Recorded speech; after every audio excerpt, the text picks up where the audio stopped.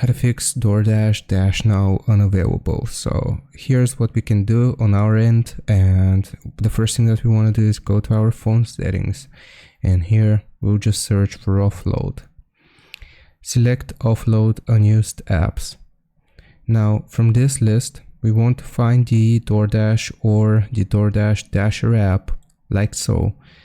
Click on the Dasher app itself and we want to select offload app. After we have offloaded the app, we will simply click on reinstall app and give it some time to reinstall. Now, after this has completed, if we still see Dash Now as unavailable, then what we can do is go to the App Store, and here we'll just search for Dasher, like so, and make sure that the DoorDash app is completely up to date. So here, if it says open, then the Dasher app is up to date. But if it says update, we will just have to click on update, and that's what we can do on our end. And if it still doesn't work, then that means that it's on DoorDash and you have to give them some time for Dash Now to become available. So just be patient.